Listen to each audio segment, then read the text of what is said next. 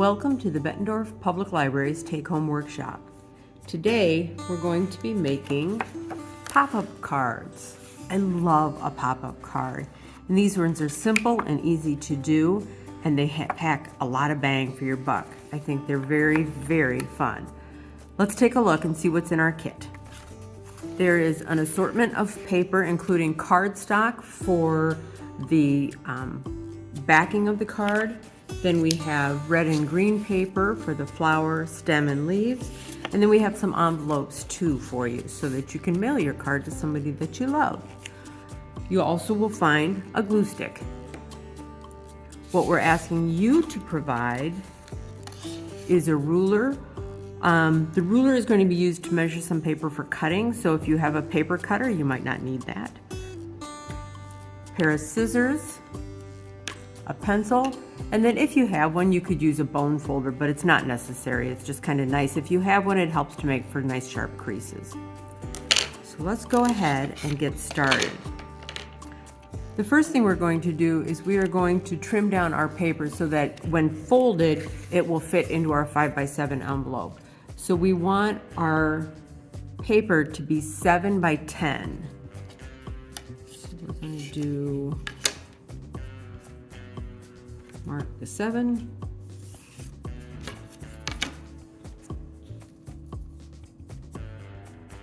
Take an inch off the other side. And then we're just going to cut along those lines.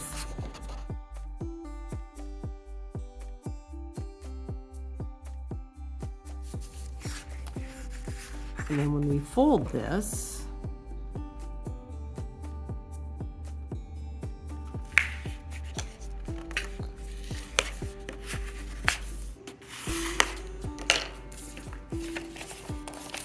when we're all done, it's going to slide right into our envelope and fit perfectly. So once that's done, we're going to set that aside. Let's move on to making the flower. So the flower only takes one sheet of the red, and first we're going to cut it in half the long way, and if you want to measure this, you can. I just fold it in half and then cut along the line. If it's not a super clean cut, if it's not precise, that's okay.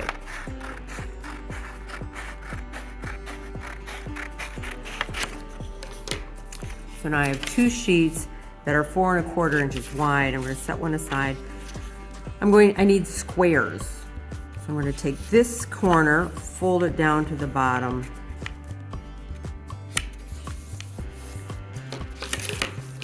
And then cut off this tail. And again, if you're more comfortable with measuring this out and marking it with a pencil and doing it, that's fine. Go ahead and do it that way. So I'm going to do that again. I need 4 of these all together.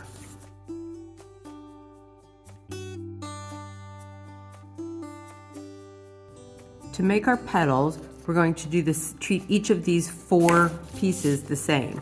We have a 4 1/4 by 4 1/4 inch square. We're going to fold it in half. We're going to fold it in half again.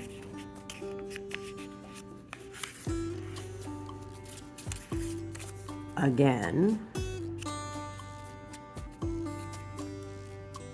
Now you have a small triangle like this. We're going to fold it in half again, but we're not going to fold it across the long way. We're going to come across the short.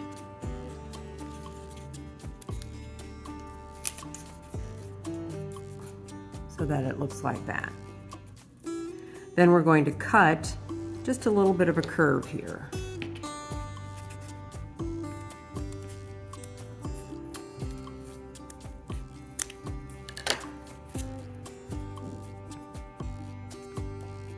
Now, if you want a flower that has smooth petals, you can cut this. I would cut it with a bigger curve, bring it down the sides a little more and leave it that way. But I want the kind of a fringed petal. I want it to look more like a carnation. So what I'm going to do is I'm going to cut,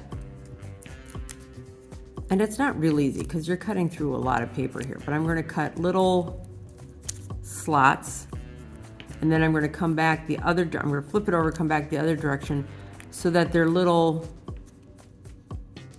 kind of sawtooth. Just like that. So if you have a pair of pinking shears at home, you could just do it with the pinking shears and that would work great. So I'm going to go ahead and take my other 3, I'm going to fold them each like this and cut them each like this, and then we'll move on to the next step.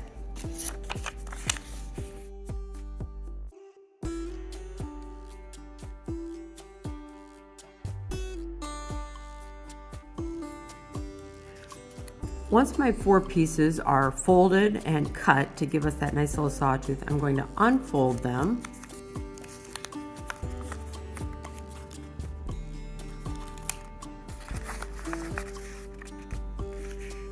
And I'm going to cut on one of these seams from the outer edge right up to the middle.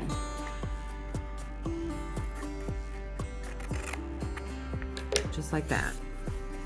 Then I'm going to accordion fold this using the fold guidelines that are already there as my guides. So fold once and then back again. And I want to make these folds nice and flat and crisp.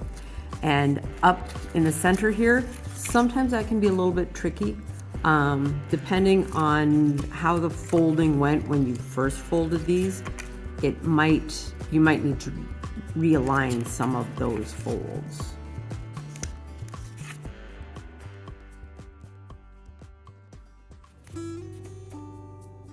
So now it's just a little fan with these toothy edges. I'm going to really tighten that down. I want these to be able to lie as flat as possible because they're going to go into the card like that. So I want them to be as flat as possible. So I'm going to repeat that step with my next 3 red pieces. Once we have our red pieces ready to go, we can start prepping the green. So the first thing I'm going to do is I'm just going to cut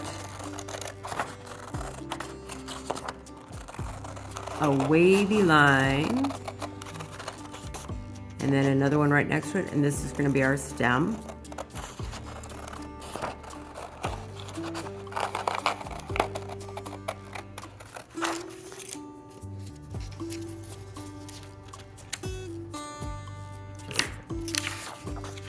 Just like that. Then I'm going to cut some leaf shapes.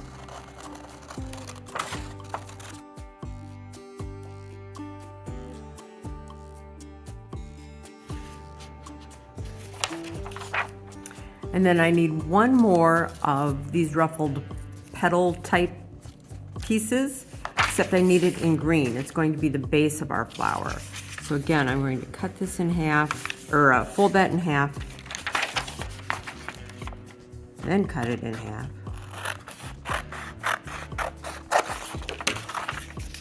And fold it down. So I want another 4 1/4 inch by 4 1/4 inch square.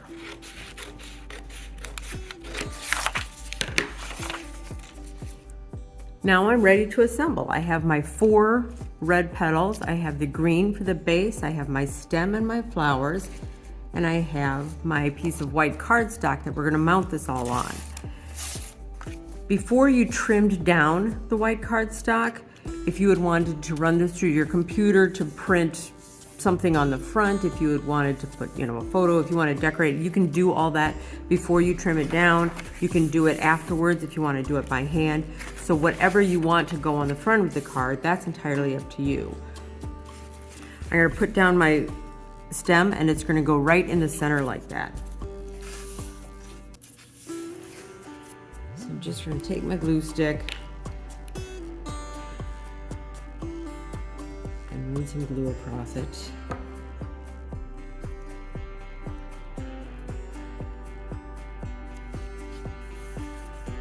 And lay it down.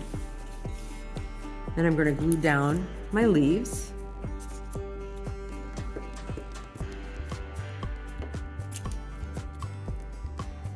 Wherever you want to do them, wherever you think looks good.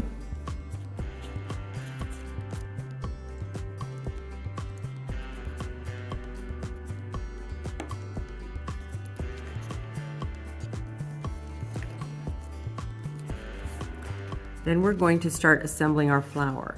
So you want to make sure that none of these cross your center line because they need if they cross the center line, you're not going to be able to shut your card. So one is going to go vertical just a hair to the left of your center line, and then the rest are going to line up just like that, just next to it, touching. But you, again, making sure that none of the tips of them go past your center line. So it's going to go just like this with the green one at the bottom, like that.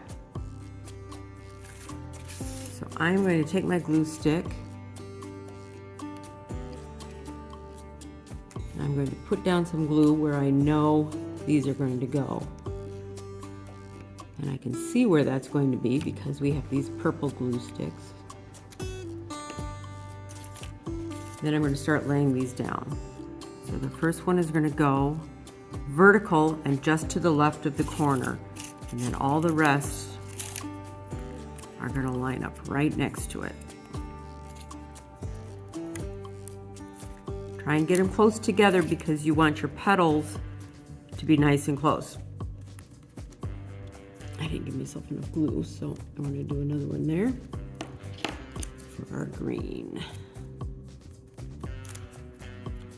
Okay, so while I'm holding that down, I'm keeping a lot of pressure on that. I'm going to take my glue stick and I'm going to put glue on the opposite side.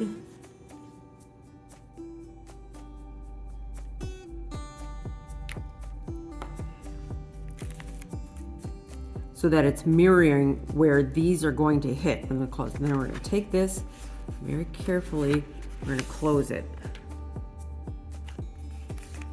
And we're going to give it a lot of pressure. We're going to make sure this clean line is as flat and as tight as we can make it. And we're going to get pressure on those flower petals. And when we open it up, look at that, a nice pop-up petal.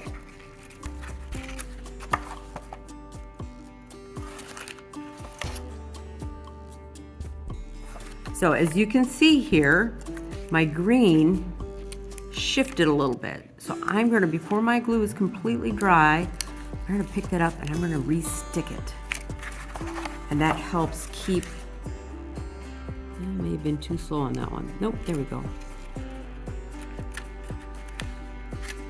And that helps keeps your petals together, resulting in a more dense flower as opposed to a real loose one. And then you just close it back up again. So again, on the front, you can do hand lettering. On this one, I designed this online and I printed it out and cut it out and glued it on, and just a handwritten note on the inside. It's whatever you want. You can paint this, watercolor, whatever. Watercolor paper could work for this too if you wanted to do that. So you have all sorts of options, and a beautiful pop-up carnation card for Mother's Day, for your birthday, for a birthday. You know what, for your birthday, make yourself a birthday card. You deserve it. We would love to see your cards, so please share them with us on social media. And we want to thank the Bettendorf Public Library Foundation and Quad City Bank and Trust for sponsoring this take-home workshop.